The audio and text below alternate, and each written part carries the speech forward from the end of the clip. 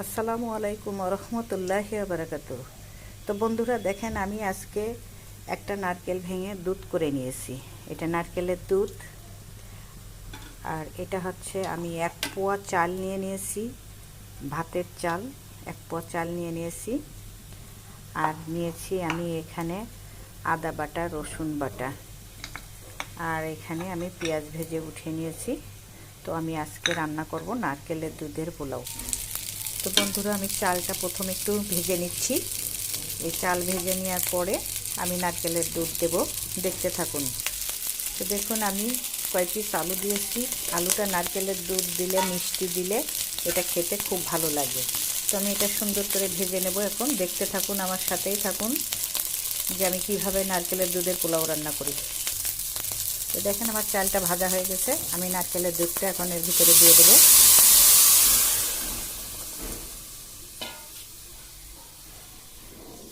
দেখেন, নারকেলের দুধটা আমি এখন দিয়ে দিলাম।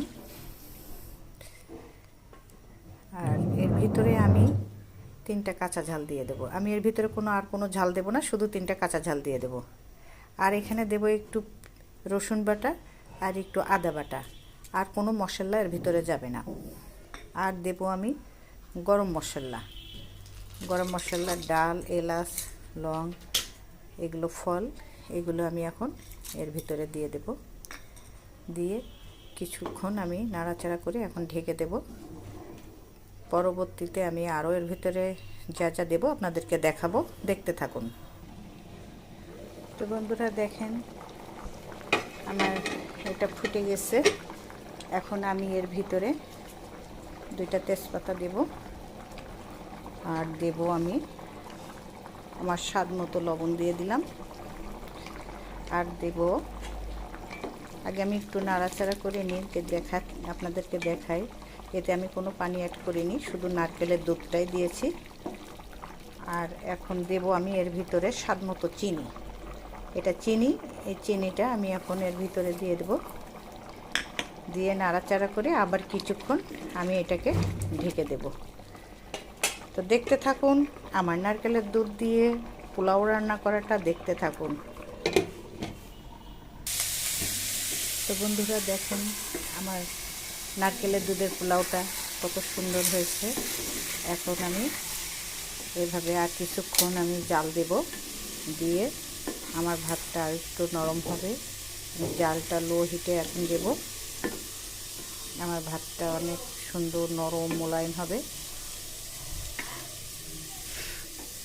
তো দেখেন, এখনও হয়নি, আরও কিছুক্ষণ হবে। তো দেখতে থাকুন। তো বন্ধুরা দেখেন, আমার আজকে নারকেলের দুধের পোলাও হয়ে গেছে। তো আমি আজকে নারকেলের দুধের পোলাওর সাথে আলু ভাজি আর ডিম ভাজি করেছি। এইটা দিয়ে আমরা আজকে খাবো। তো দেখেন, নারকেলের দুধের পোলাওটার ভিতরে আমি একটু আলু দিয়েছি, দিয়ে রান্না করলাম, আপনাদেরকে দেখালাম। যদি আপনাদের ভালো লেগে থাকে এভাবে রান্না করে খেয়ে দেখবেন নারকেলের দুধের পোলাও কত টেস্ট। তো আমার আরেকটা চ্যানেল আছে ইউটিউবে, বেবি কুকিংস। ওখানেও আমি মজার মজার রান্না দিই, ওখানেও আপনারা দেখবেন। তো বন্ধুরা, আমার এই রেসিপিটা আপনাদের কেমন লাগলো আপনারা কমেন্ট করে জানাবেন। আর আমি এইভাবেই নারকেলের দুধের পোলাও আমি এইভাবেই রান্না করি, এইভাবেই আমরা খাই। এটা খুব ভালো লাগে, কিন্তু এটা গোশ দিয়েও খাওয়া যায়, কিন্তু আমার গোশের থেকে বেশি ভালো লাগে আমার ভাজি দিয়ে। তো আজকে আমি ভাজি দিয়ে এটা খাবো, সেইভাবেই রান্না করেছি। তো বেশি বেশি করে শেয়ার করে দেবেন, অন্যকে দেখার সুযোগ করে দেবেন। আসসালামু আলাইকুম ওয়া রাহমাতুল্লাহি ওয়া বারাকাতুহু।